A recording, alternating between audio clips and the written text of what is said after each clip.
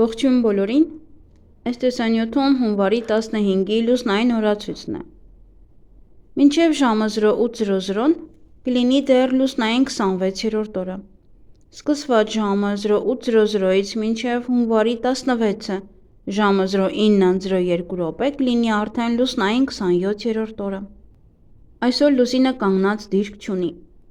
Հունվարի 15-ին լուսինը գտնվում է աղեղնավոր նշանում լյարդը, սրբոսկրը, ազդոսկրը, կոկիկսը, ազդրի մկանները, կոնքազդրային հոդերը, գոտկային ողը, մեջքի ստորին հատվածի մկանները։ Մարմնի և օրգանների այս մասերն այժմ ամենազգայունն են և ուշադրության կարիք ունեն։ Վիրահատություններ կարելի է, բայց ոչ նշածս օրգաններում։ Լուսնային 27-րդ օրվա խորհրդանիշը դա եռաժանին է, Նեպտունի կախարդական փայտիկը, նաև նշանակում է կողմնացույց, որոնում։ Օրվա կարգախոսը դեպի նոր հորիզոններ։ Օրվա գույներն են բաց և մուգ կապույտները, կանաչ, օրվա քարերն են ամեթիստ, զմրուխտ և ադուլարիա։ 27-րդ լուսնային օրը ցանկացած բիզնես սկսելու լավագույն օրերից մեկն է։ Այս պահին լուսինը օգնում է մարդկանց հաղթահարել բոլոր տեսակի խոչընդոտները, հաղթահարել կյանքի ցանկացած խնդիր։ Այսօր լսեք ձեր ներքին ձայնին ու ինտուիցիային։ Այսօրը լավ է գիտելիք ձեռք բերելու համար։ Ձեռք բերված գիտելիքն է, որ մեծ օգուտներ է բերելու և պահանջված կլինի մոտ ապագայում։ Լավ օր է տարբեր մարդկանց հետ շփվելու համար, բայց դա չի բացառում կոնֆլիկտային իրավիճակները հարազատների ու ընկերների հետ։ Աշխատեք այսօր շատ ագրեսիվ չլինել ու խուսափեք տարաձայնություններից։ Փորձեք լավ լսել ուրիշներին և ուշադիր լինել շրջապատում կատարվող իրադարձությունների նկատմամբ։ Այդ դեպքում դուք հնարավորություն կունենաք լուծելու այն խնդիրները, որոնք ձեզ անհանգստացնում էին որոշ ժամանակ։ Օրն անցկացրեք ձեր ընտանիքի, ընկերների շրջապատում, որպեսզի չձանձրանաք։ Լավ օր է ներողություն խնդրելու այն մարդկանցից, ում ժամանակին վիրավորել եք, նվիրատվություն անելու կամ պարզապես անծանոթ մարդկանց օգնելու համար։ 27-րդ լուսնային օրը բիզնեսի և ֆինանսական գործարքների համար լավագույն օրերից մեկն է։ Այն նաև լավ է պարտքերը մարելու համար, եթե այսօր ծրագրել եք ճամփորդություն, ոչ մի դեպքում մի հետաձգեք այն։ Այսօր լուսինը կօգնի բոլոր ճամփորդներին։ Ցանկացած ճամփորդություն կբերի բազմաթիվ հաճելի բացահայտումներ ու անակնկալներ։ Նույնիսկ վատ եղանակը չի կարող փչացնել ձեր հանգիստը։ Շատ լավ ժամանակ է գիտական գործունեության, խորացված վերապատրաստման, տեղեկատվության հավաքագրման և վերլուծության, թեստերի, հարցումների համար։ Ստեղծագործող մարդիկ այսօր կարող են ոգեշնչման աղբյուր ունենալ, և նրանք կարող են ամբողջությամբ անցնել աշխատանքին։ Այսօր ինտուիցիան և 6-րդ զգայարանը բարձր կլինեն, վստահեք նրանց, և դրանք կօգնեն ձեզ ելք գտնել թվացյալ փակուղուց։ 27-րդ լուսնային օրերին առաջացող հիվանդությունները վտանգավոր չեն և երկար չեն տևում։ Սա լավ ժամանակ է առողջությունը բարելավելու համար։ Այսօր նաև խոցելի են ապշարային հանգույցները։ Աշխատեք այսօրը չօգտագործել տարբեր քիմիական նյութեր, քանի որ դրանք կարող են առաջացնել անսպասելի ռեակցիա և առողջական բարդությունների առաջացում։ Այսօր խորհուրդ է տրվում բացառել ալկոհոլային խմիչքները և նաև խմեք քիչ հեղուկներ և մի կերեք աղի մթերքներ, աղի վարունգ, ծովատառեխ և այլն, որպեսզի արյան ճնշման բարձրացումներ չլինեն։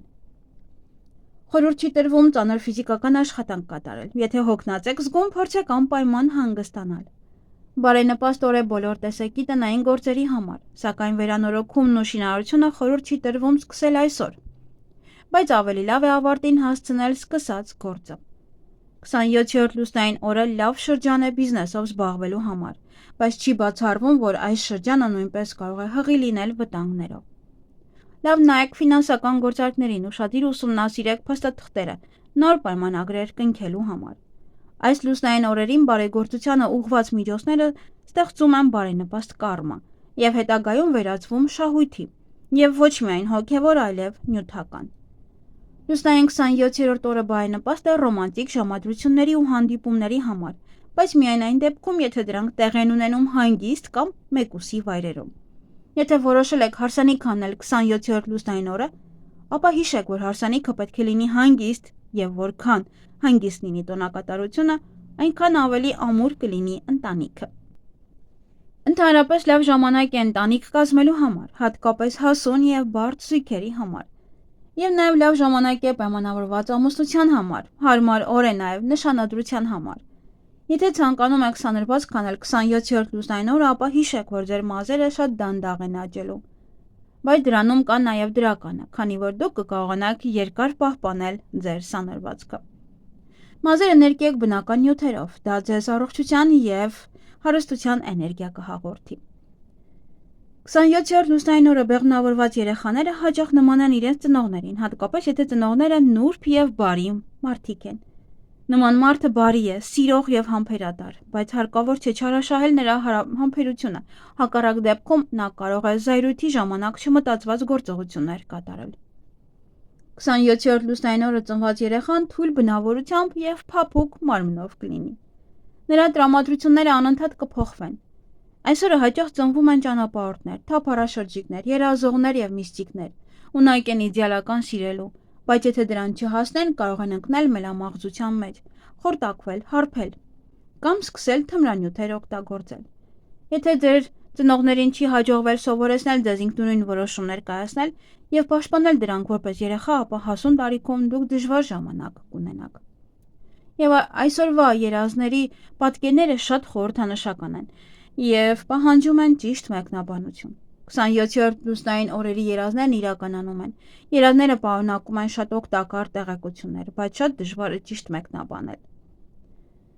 27-րդ լուսնային օրը ուխտագնացություններ կատարելու ամենաբարենպաստ շրջաններից է։